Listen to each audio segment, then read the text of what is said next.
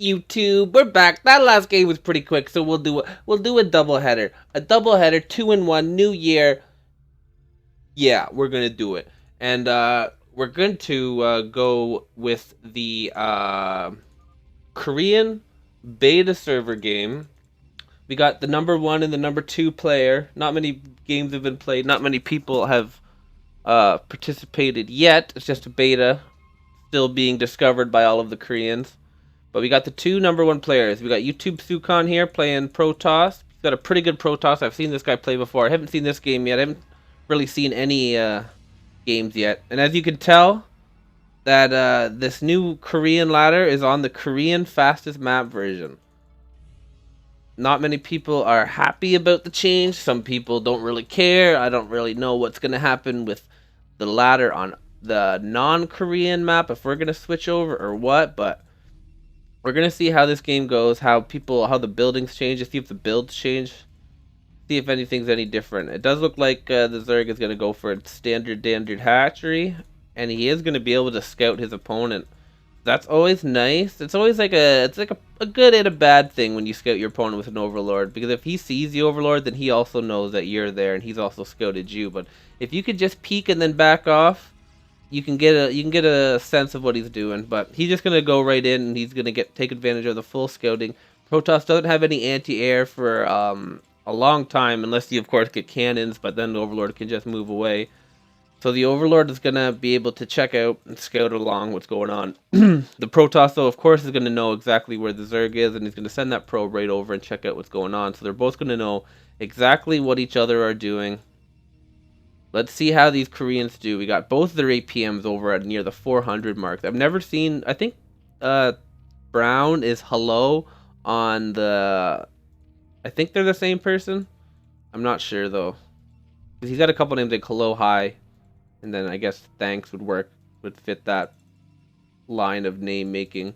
We see a pylon going up front of the choke, pretty far away. This choke is bigger than the choke on our map, because usually you can, if you put this in the middle, 2 sunkens will cover it, but it looks like you're going to need 3 sunkens probably to fill up the gaps here. The first drone going to go on. See the 2 cannons going down. I guess 1 cannon, 1 pylon. Another cannon going to go down. He looks like he's going to try to pressure the sunken colonies. Normally this is good if they put the sunken colonies behind the hatchery, because you can kill the hatchery, but sunken colonies have 400 health compared to 200 health, and they do 40 damage compared to 200 damage. Of course, they can shoot air and ground, and they can only shoot ground, but the sunken colonies are way stronger. The Zerglings are not even going to let them get up, so this is not a good investment for YouTuber Sukon. The idea is right, but I think it was not in this way. The Zealots not going to even get a shot off. Bad micro by Mr. 333 APM, the Korean. The Zergling's going to go around for some reason. Another Zealot's going to come up here, try to support the cannons, but the cannons are going to go down. This other cannon, I'm not sure if it's in range, but I'm pretty sure this pylon is in range. So yeah, the pylon is going to die. The cannon, I guess, will still be powered from this pylon back here, but this is going to be a not successful attack. The Zerglings are running by. They did get at least 1 kill. Let's see if they got any more. 1 kill. Yeah, 1 probe down there that we just saw. We just caught a glimpse of it. Gonna put that pylon there and get this first gas down. Core halfway done. The cannon will go down. That was in range of the sunken colony. A couple more Zerglings. Or yes, these are the same Zerglings are running around, just getting at what's going on. Only gonna see that 2 Zealots. There's 3 Zealots total. 5, 6, 7. There we go. A couple more Zealots finally out now. The first gas gonna go down for the Zerg. He has 5 sunken colonies up, which is going to be more than enough to kill 7 Zealots. The Zergling's hiding in the corner here, waiting to get maybe more damage or just at least a scout down to see what the tech's going to go on. No Nexus or anything from our Protoss player, so it looks like he is going to try to just macro off of 1 Nexus for now. Another Zealot, or probe going down, another probe going down. That's 3 probes. Gonna run away, get another probe. Excellent micro here, keeping the Zerglings alive, just being annoying. Getting another probe, 5 probes, keeping the Zergling alive still. That's a hero Zergling. Is it going to get... Oh no, that Zealot's going to run right before the cannon gets up. Now the cannon might be able to get this Overlord. That would be a mistake. He was microing his Zergling so much that, yeah, he is going to lose that Overlord, which is going to hurt this early in the game. You don't have extra Overlords. That is going to supply cap of 19, 18 over 11 now that he threw down that extra hatchery. 3 hatcheries down here. We are seeing the... Oh, no, the 4 hatchery. I thought there was going to be a Hydra stand. I guess we should have this tab up here. That's annoying that it doesn't just have it up all the way. And we got a robotics facility. The last YouTuber Sukon game we saw him build like 8 robot... Or I guess like... Yeah, I think he built 8. At least 6. 4, 6, I don't know, 8. He built a ton of robotics facilities. He used all of his first gas into robotics. And he was able to defeat Jose Zerg. But he also didn't have that early fail. He wasted a lot of minerals for no reason trying to pressure the sunken colonies with cannons.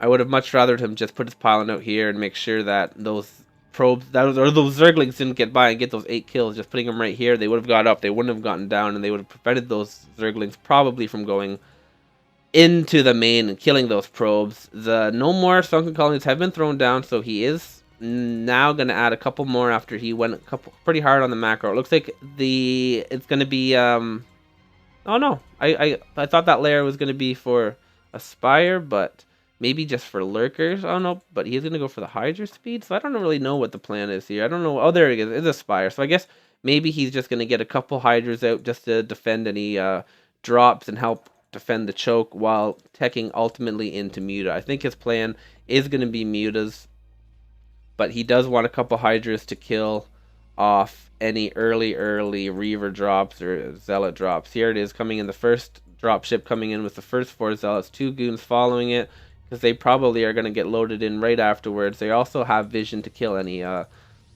overlords that are hiding up here. I believe units can go up here. First 4 Zealots going to come in, see what they can do. One sunken colony did go down at home, which is always a good thing to have to protect those minerals at home from any kind of run-bys like this. Going to minimize the damage. 1, 2, 3, 4. A couple drones going down. They is going to trip that Zealot out and not do its maximum damage. These Dragoons are going to land up there and take down that Overlord. A couple Overlords here are vulnerable if he does want to run around with that dropship. That is a pretty good idea. I do like that. Oh god, I didn't mean to do that. I meant to do that. Now, yeah, it looks like he's going to go Overlord hunting. First Reaver, going to start smacking down. It did take damage, of course, because it's stupid and does forget that it outranges sunken. He does have 8 Hydras now, which will be able to snipe off dropships fairly easily. And he does look like he's actually going to go for the first Reaver. Going to take that down with ease because it took lots of damage from that sunken colony for no reason. Back at home, he did get a macro nexus down. He does have a double. And he's just going... Looks like Goon Reaver is going to be his strategy to get through this. Very nice. I like this drop. I like this 2 Goon dropship on this map. It's very nice because the Overlords don't have any extra space to hide. So you can pick off any Overlords that are trying to scout. That's something you don't see on our map. That might be the normal thing on this map, but I've never seen that before. Very cool. We're all learning something from these Koreans and how to take advantage of this map. I saw tanks up here, getting dropped up here, and that seemed real good. If you go tank Valkyrie now, I feel like it's even more OP because the tanks can't get hurt from anything from the ground, and the Valkyries kill everything that the Zerg can make from the air. So, I don't know. It's going to be pretty interesting to see. I'm pretty interested to see. It's a nice little mix-up regardless if anyone likes it or not. I think it is good for anybody who wants to get better at fastest to play this map. You might as well still our fastest map. I believe the main difference is that there is less minerals on this patch, other than, of course, the design of the whole map. But I think there is not 50 minerals stacked here. And, of course, it's harder to collect gas. You need more and more command centers, nexus, or hatcheries up here to collect efficiently. We got the first Mutas out, but the Protoss is pushing in. We do have another dropship ready. Macroing off only 3 gateways, so that's pretty good. He's kept all of his units pretty alive. Not many sunken colonies left. These Reavers, these Hydra Muta combination is going to try to take this out. He needs to keep these Hydras away from the Reavers and take minimum damage from the Goons while he picks off these Reavers with his Mutalist.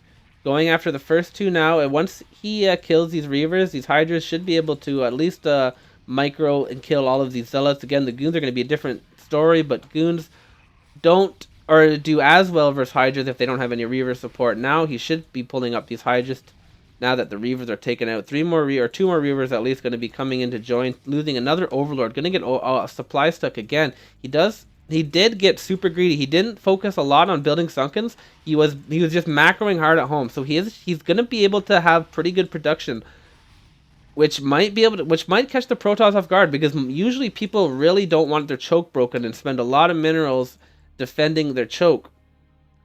Thanks did not do that. He ignored it completely and just lots of probes, lots of drones, lots of hatcheries, and he's building a nice big army. He used army units instead of hatcheries to hold him off, and he's going to slow him down. He's going to be smart and not go into a choke where a bunch of Reavers and cannons. I wonder if he has the dropship upgrade, because that would be awesome if he saw a Muta Hydra drop right into the main. They're really close together. He doesn't have much defense, a couple cannons to defend against any Muta harassment that went on, but he doesn't have enough cannons to stop a drop. Another army going in here. The Zerg does have an army advantage, or a supply advantage, which is super rare in this matchup. You don't see that very often. Thanks is macroing his heart out right now. Another drop going in. He's got no economy damage done. Really, he's only been able to take out these couple front sunken colonies. Again, using the Mutas to take out these Reavers. Very nice. I actually really like this Reaver Muta, or this Hydra Muta combination. Usually you go one or the other, but he is countering. I guess that's how you counter Reavers in the early game. You get a couple Mutas to keep picking those off while your Hydras kill off everything else. This is pretty high level stuff we're watching here, ladies and gentlemen. He has 1, 2, 3, 4, 5, 6 hatcheries, 6 macro hatcheries going down. He's continuing to use the creep. He was smart to build a couple spores over here to have his creep up here, that he wouldn't have to build up here. He can continue to build out here, which is just better. You would rather have your defense away from all of your macro hatcheries for the most part. This drop looks like it's going to try to go in here. Going to send a couple Hydras over in pretty good position. He is going to see it, and oh no, he went the wrong way. He is going to miss his drop. The drop is going to come in. The Mutas are back up here. One Reaver does go down. It's going to shoot. Is it going to get the shot off, or is there going to be a dud? If that blew up, it would be pretty good, but it's going to be a dud. That's so annoying. That should have killed all of those. I guess it was the smaller side, but still, 8 drones is better than 0 drones, especially when you paid $15 for that Scarab. What a ripoff.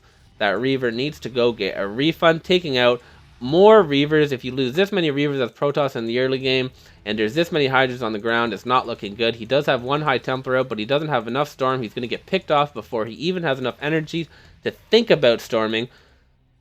And this is not looking good. If you mid-build and you get broken, a lot of your tech and everything else up here, it's going to be really hard to mass. I don't know what he's going to do. He's just panicking now. He's going to build Ken. He's not going to give up. He's going to try to defend this, but Thanks is playing incredibly well. Has just macroing, microing, doing everything right. He's countering, reading what the opponent's doing, and countering it very, very well. He's making the Zerg versus Protoss look easy, but you can see YouTube Sukon, his minerals are up. He wasn't macroing. He was in a lot of danger a lot of the time, trying to keep the pressure up, getting a little caught off guard with all the units.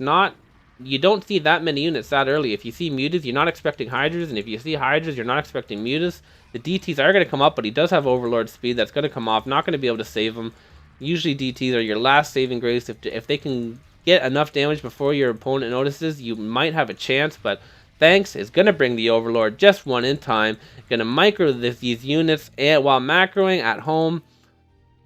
YouTube Sukon trying to rebuild up here, trying to rebuild at home, but these Hydras, Mutas are sneaking in the back now, attacking the main. Once you lose the main, I guess it's probably not as bad. That looks like it might be closer than on our map, but regardless, you don't want to lose your main. You know your economy is going to be hurt. He is pulling the probe to try to kill these Hydras, but they are going to get it off. Main down, and that is going... He does have a lot of banks, so I guess he's not going to quite give up yet. He doesn't feel like he's completely out of it. He does still have a lot of probes and 1 mining nexus, but all of his production units have been taken out.